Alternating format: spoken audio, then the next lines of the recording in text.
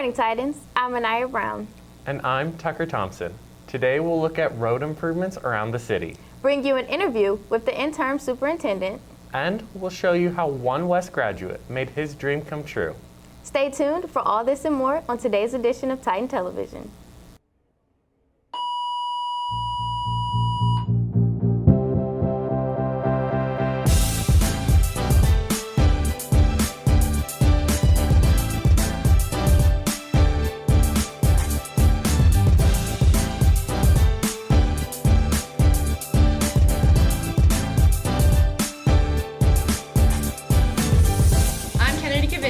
And I'm Cody Ball. And you're watching Titan Television. With the 2019 school year starting, clubs and activities are looking to expand their teams with new members. Will Jones tells us more. Improv is a form of acting that requires the actors to make up their characters and stories on stage. Coffee Break Improv is a club here at Lee Summit West that allows students to express their creativity on stage. Because with regular acting, you're usually confined to a character, but with improv you can be any character, you can do any voice. It's basically you can bring your own humor into your acting. Interest for the club has greatly increased, and when auditions for the team were held, team captains Dalton Dublinsky and Danny Gage were forced to make a tough decision. Out of the 20 who came out, the team only accepted 2 new members, sophomores Landon Boaz and Samuel Matthews. Sam and Landon are great. Landon has a very good sense of humor, and so does Sam. Sam can jump into a scene with any character, no matter what. And with Landon, no matter where the scene's going, he can adapt to that scene. With the 2019 improv season just starting, Matthews and Boaz have already shown why their pick was well-deserving. They've done great. They've really they've shown that they were the right choice for the team, and they've keep surprising us and keep us laughing, and they're doing a really great job. You kind of step out there and you step into the role and you're like, okay, I'm now this person, and you get all this confidence boost and you just be whatever you want to be. Besides expressing themselves playing a character on stage, my name is the Sun. They also build character and friendships with their team. Improv team is like any other team, like basketball or football, where it's a bonding experience and we have to have each other's back. And I'm very excited to see that play out this year. The improv team will have their first show Wednesday, September 18th at 7 o'clock in the PAC. With photographer Garrett Bailey, this is Will Jones reporting for Titan Television. Getting home is difficult enough with parking lot traffic, but for students that usually take Hook Road, it's been a longer drive than normal. Jenna Tiedemann has more. Those of us on the west side of town have had to get used to our share of orange cones and detours. Hook Road has been closed in at least one direction since the beginning of the summer. 6-foot shoulders were added along each side. The Hook closure presented a problem to many neighborhoods, but especially Monarch View. Luckily, construction on Hook is in its last few stages. Pryor is currently under construction to install a water main extension. Over the summer, a stoplight was put on the intersection between Pryor and Shearer Road. Due to a KC Power and light delay, the signal was just recently turned on. This light was installed to shorten drive times and help with delay. Lee Summit Public Works develops improvement plans 5 years at a time. So one project you might be seeing soon is a signal at Hook and Pryor that I am just starting the design on now. Shearer Road is expected to be upgraded eventually, and then after that, Pryor will be extended. The ultimate plan for Pryor Road is to widen it to 4 lanes and put a multi-use path down, I believe, at least one side. Although construction can be inconvenient, it is all driven by the main goal of increasing safety and efficiency. This is Jenna Tiedemann reporting for Titan TV. Abby Rasmussen and Dalton Pennington had the opportunity to talk to Dr. Emily Miller about the challenges she is facing as our new interim superintendent. The new school year began with the new superintendent in charge of the LSR 7 district. Dr. Dennis Carpenter resigned on July 23rd, and Dr. Emily Miller was immediately named as acting superintendent.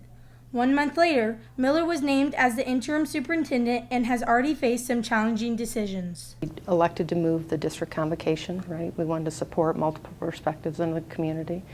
So that was a challenge just as soon as I was appointed as acting. So looking at revision with transportation routes, so that's another issue that we're working through. With over 26 years of education experience, and 22 of them in the LSR 7 district, she plans to continue the work the Board of Education has started.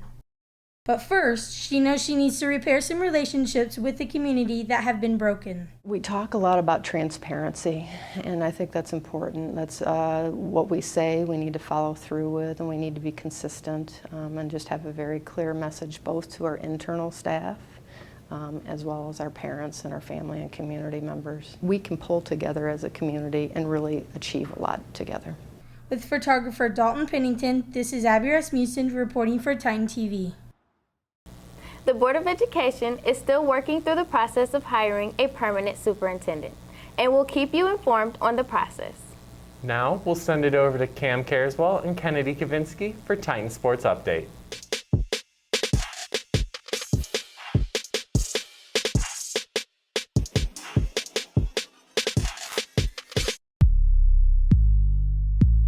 Good morning, Titans, and welcome to this edition of the Titan Sports Update. I'm Kennedy Kavinsky. And I'm Cam Carswell. We'll be starting this week's rundown off with softball. Zach Calder had the opportunity to talk to Coach Doan about his expectations on the season.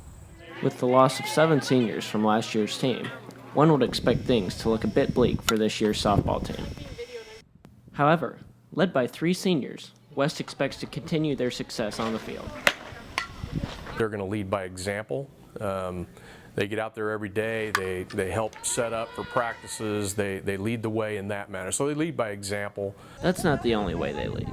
They also mentor the young players. Trying to be positive as much as we can and just always picking them up when they're down in the game and trying to get their confidence built. With freshmen already getting playing time, the team hopes this experience will help them grow.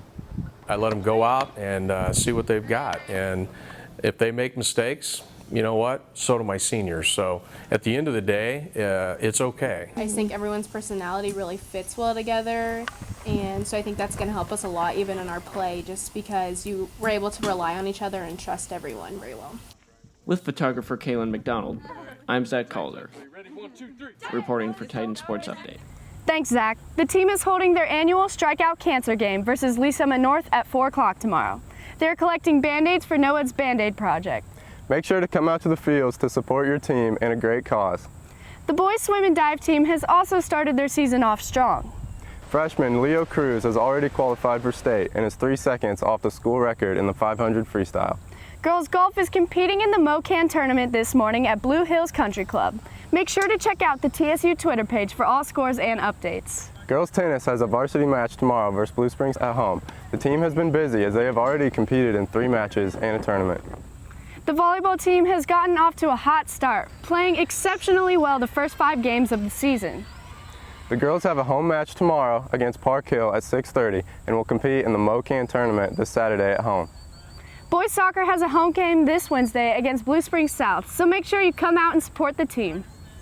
The boys and girls cross-country team competed at the Fort Zumwalt North Twilight Invitational on September 7th. The boys and girls took first place at the meet. Senior Madison Holsey took home the individual title for the girls with a time of 18:29. The boys team is competing in the Chris Solzberg Invitational meet this Saturday at Lee Summit North. The girls cross-country team is packing their bags and heading west for California on the 19th. The Titan football team faced the Blue Springs South Jaguars last Friday and prepare to take on Rockbridge this week at home. It's Military Appreciation Night, so make sure you come dressed in red, white, and blue. Some of you may have noticed that the first home game of the season was broadcast live on YouTube. Thanks to some new equipment in the broadcasting program, you can expect more of the same for upcoming home games, including the rest of the home football games and several basketball games. As our program grows, the TSU staff is excited to add more sports in the near future. Make sure to check us out on Twitter at LSW Sports Update and keep a lookout for the links to upcoming broadcasts. That is all we have for you on this edition of the Titan Sports Update. Now we'll send it back to Tucker and Aniyah in the studio. Thanks, guys. With football season underway, many are wearing their favorite sports team's gear. Mamie Kennedy tells us more about how Titans showed their pride.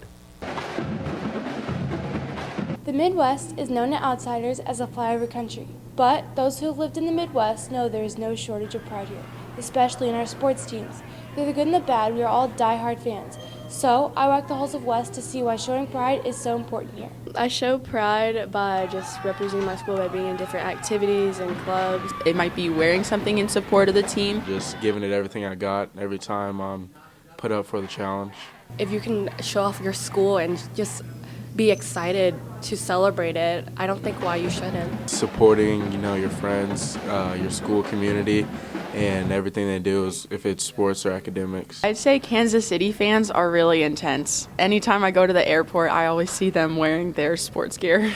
The Chiefs and Royals atmosphere is just different, fan base is always going to be there if we win or lose.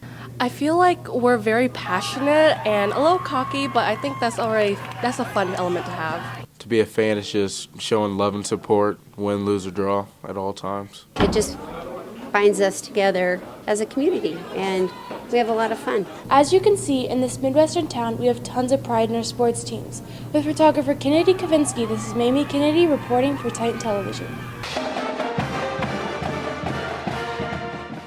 This year, Titan Television is starting a new segment showcasing what some of our alums are doing since graduating from West. Aniyah and I wanted to start off this series by talking with a former Titan Television staff member on how he was able to get his dream job. 2009 graduate Andrew Johnson always knew he wanted to be involved in sports, but not in the way most kids dream of participating. Instead of doing much playing on the field, most of my playing involved goofing around and acting silly and playing practical jokes on my teammates from the bench. Johnson found his place in sports after meeting Casey Wolf in the 5th grade. He worked his way to the front of the room and did something I've never seen a mascot do before, and that was he started to take his costume off. So out popped human hands, off comes the wolf head, and underneath the costume was a man by the name of Dan Mears. I just remember hopping on the school bus that day, hopping off the bus, running up to my front door, flinging the door open, and telling my parents what I was going to do for the rest of my life. I was going to be a professional mascot. Johnson's first chance came at Lee Summit West. I showed up to tryouts, and nobody else showed up. So I became Mr. Titan at Lee Summit West, basically by default. But being a mascot for a high school proved to be a tough gig. Because everybody's too cool for school. I think my job as Mr. Titan was probably the toughest mascot role I have played to date. After graduating high school, Johnson went to Northwest Missouri State on a mascot scholarship.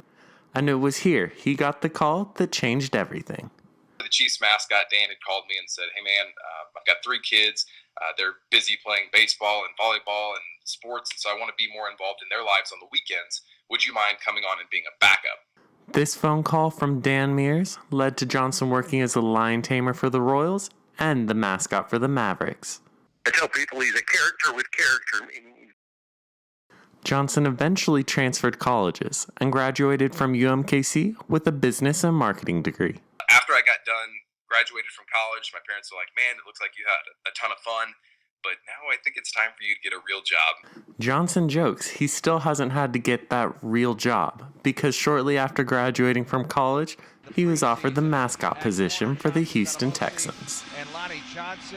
Instead of going to work every day in a suit and tie, I get to go to work in a suit and tail. But there is more to being a mascot than most people think. He puts in 12 hours on game days and does about 350 community appearances each year as Toro. So we want Toro to create memorable experiences for our fans. And so that basically means you were trying to come up with fun ways to really interact with our fans and entertain them while they're in the stadium. So you'll see Toro doing zip lines and all sorts of crazy things inside NRG Stadium, rappelling from the roof, reverse rappel from the crowd. Here we go! Woo-hoo! Up into the stands. But none of this would have happened if he didn't start with a dream. Have big dreams regardless of what people think of your dreams. He's going to be a mascot for a long time because he's very good at what he does, and he's passionate about what he does, and he loves people, so he will do very well. This is the best job in the world, and I would love to continue to do this for another 20 years or so. With photographer Aniyah Brown, I'm Tucker Thompson, reporting for Titan Television. If you know of any other graduates that we can talk with or have a story idea for us, please fill out our form on our website. That's all we have on today's edition of Titan Television. Thanks for watching. Have a great week.